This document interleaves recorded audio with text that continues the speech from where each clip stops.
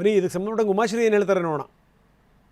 ಒಬ್ಬ ಹಿರಿಯ ನಾಯಕ, ನಮ್ಮ ಪಕ್ಷದ ಹಿರಿಯ ನಾಯಕರು, ಅವರಿಗೆ ಏನು ಆಗಬೇಕು, ಅವರ ಮನಸ್ಸಿನ ಭಾವನೆ ಏನಿದೆ ಅಂತ ಅರ್ಥ ಮಾಡಿಕೊಂಡು ನಮ್ಮ CM ಆಗಿರ್ತಕ್ಕಂಥ ನಮ್ಮ ನಾಯಕರು DK ಶಿವಕುಮಾರ್ ಅವರು ಬಗೆಹರಿಸ್ತಾರೆ ಅನ್ನೋ ನಂಬಿಕೆ ನನಗಿದೆ.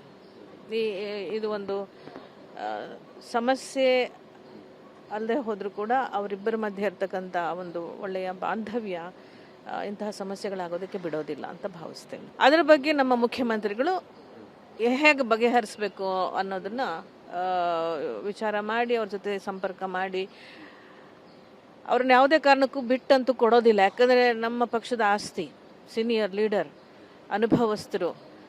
ಸೊ ಹಾಗಾಗಿ ನಮ್ಮ CM ಅವರು ಅವ್ರನ್ನ ಬಿಟ್ಕೊಡೋಕ್ಕೆ ಸಾಧ್ಯವೇ ಇಲ್ಲ, ಬಿಟ್ಕೊಡೋದಿಲ್ಲ. ಈ ಸಮಸ್ಯೆಯನ್ನು ಖಂಡಿತವಾಗ್ಲೂ ಬಗೆಹರಿಸುವಂಥ ಶಕ್ತಿ ನಮ್ಮ CM ಅವ್ರಿಗಿದೆ, ಅವ್ರು ಬಗೆಹರಿಸ್ತಾರೆ. ರಾಮಲಿಂಗಾರೆಡ್ಡಿ ಸರ್ ಮನಸ್ಸಿಗೆ ಅವರು ಬೇಸರ ಮಾಡಿಕೊಂಡಿರೋಂಥ ಸಂದರ್ಭ. ಸೊ ಹಾಗಾಗಿ ಆ ಸಂದರ್ಭದಲ್ಲಿ ಅವ್ರು ರಾಜೀನಾಮೆ ಕೊಟ್ಟಿದ್ದಾರೆ. ಯಾವುದೇ ಸಂದರ್ಭ ಆದರೂ ಕೂಡ ಹೇಗೂ ಹೈಕಮಾಂಡ್ ಬರ್ತಾ ಇದೆ, ಅವ್ರ ಗಮನಕ್ಕೂ ಬರುತ್ತೆ, ಎಲ್ಲರೂ ಕೂಡಿನೇ ಅದನ್ನೇ ಬಗೆಹರಿಸ್ತಾರೆ, ಏನು ತೊಂದರೆ ಆಗುತ್ತೆ.